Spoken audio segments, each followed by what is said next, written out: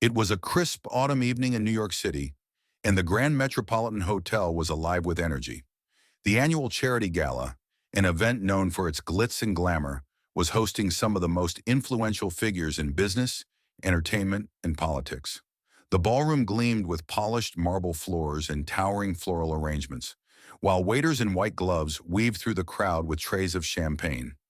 Among the attendees that night was Barron Trump, the youngest son of former President Donald Trump. At 18 years old, Barron had grown into a quiet and thoughtful young man, often preferring to stay out of the spotlight. This was his first time attending an event of this magnitude alone, representing his family and their commitment to supporting educational programs for underprivileged children. Barron arrived early, stepping out of a sleek black SUV with his security detail trailing discreetly behind. Dressed in a tailored black suit and crisp white shirt, he looked every bit the part of the evening's VIP guests. But while many were there to mingle and bask in the social buzz, Barron had other intentions.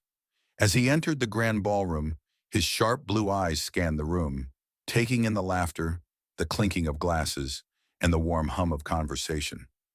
Despite the grandeur around him, Barron remained composed. He wasn't there for the spectacle, he was there for the cause. The evening began with the usual formalities. Speeches from prominent figures praised the charity's work in providing scholarships, mentoring programs, and resources for children who lacked opportunities. Barron listened intently, his expression thoughtful as he took in the stories of children whose lives had been transformed through education. During one of the speeches, Barron noticed a young girl standing near the edge of the room. She was about 12 years old, her petite frame draped in a simple white dress that seemed out of place amidst the sea of designer gowns. She clutched a small, worn notebook tightly to her chest, her wide eyes darting around the room as though searching for something or someone. Barron's curiosity was piqued. When the speech ended, he excused himself from the group he had been speaking to and made his way across the room. As he approached the girl, she froze, her grip on the notebook tightening. "Hi there," Barron said, lowering his voice to match her height. "I'm Barron. What's your name?" The girl hesitated, her cheeks turning pink. "Emily," she whispered. "Nice to meet you, Emily," Barron said warmly. "Are you here with your family?" Emily nodded and gestured to a woman standing nearby, who was speaking with another guest. "That's my mom. She works for the charity." "That's amazing," Barron replied. "And what about this notebook? It looks important." Emily glanced down at the notebook in her hands, her expression a mix of pride and uncertainty. I I like to draw and write stories," she admitted quietly. "But they're not very good." Barron tilted his head slightly, his expression softening. "Can I see?" he asked. Emily hesitated for a moment before handing him the notebook. Barron carefully flipped through the pages, his brow furrowing in concentration. The sketches were simple but full of imagination. Castles floating in the clouds, animals with wings, and handwritten stories filled with adventure. "These are incredible," Barron said sincerely. "You have so much talent." Emily's eyes lit up, though she quickly tried to hide her smile. "Really?" "Absolutely. Everyone starts somewhere, and what matters is that you keep going," Barron said. "Who knows? One day people might be lining up to buy your books." Emily giggled nervously but seemed to relax in his presence. Their conversation was interrupted by the sound of applause as the evening's auction began.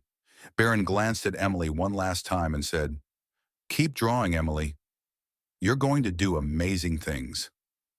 As Barron returned to his seat, the auctioneer's voice filled the room, announcing the first item, a signed painting by a renowned artist. The bids started low, but the numbers quickly climbed as wealthy attendees raised their paddles. Barron watched with polite interest but remained quiet. The evening unfolded smoothly, with more items being auctioned off. Luxury vacations, rare jewelry, and exclusive experiences. Barron clapped politely, his mind drifting back to Emily and her notebook. Something about her had struck a chord with him. When the final item was announced, a scholarship fund to provide a year of education for 5 children, the room buzzed with anticipation. The auctioneer set the starting bid at $50,000, and paddles shot up across the room. Barron leaned forward slightly, his interest clearly piqued.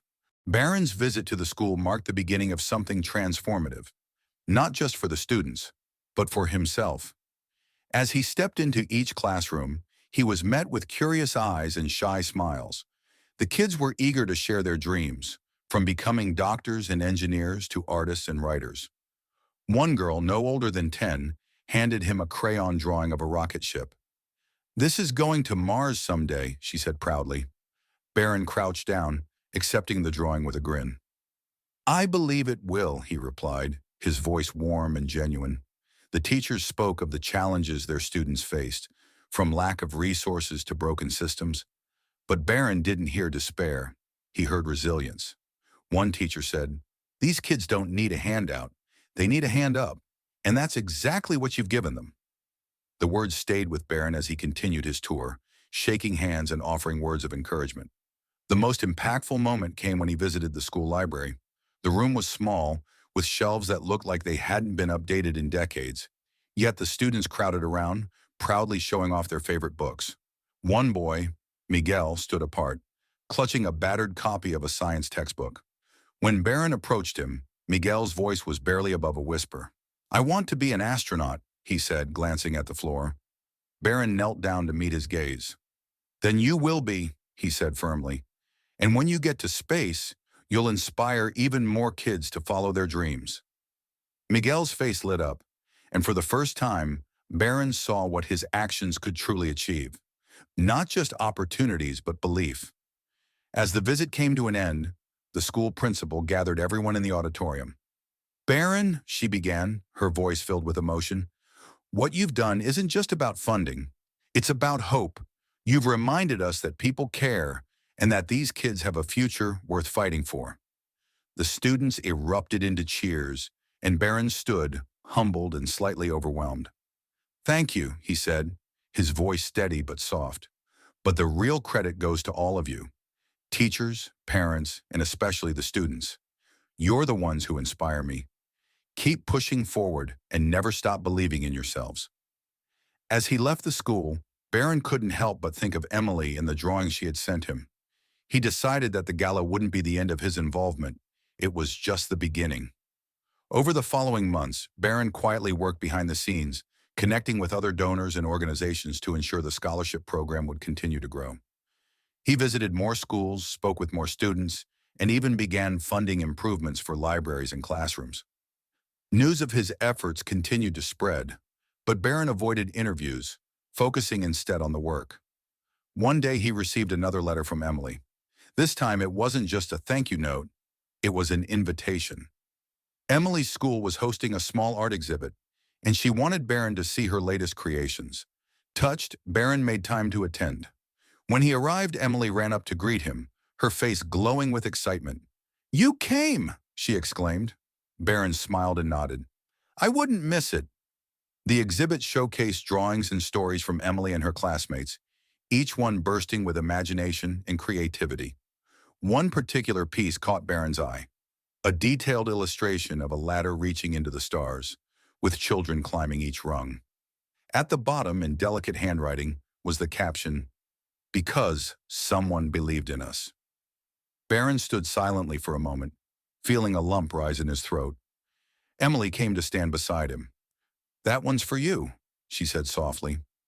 Barron glanced down at her, his expression filled with gratitude. "Thank you, Emily," he said. "But remember, you're the one climbing the ladder. I just gave it a little push." As the evening ended and Barron left the exhibit, he reflected on how far Emily, and so many others, had come in such a short time. He realized that his actions weren't just about making a difference. They were about inspiring others to believe in their own potential. And in that moment, Barron knew that the ripple effects of that gala night would continue for years to come.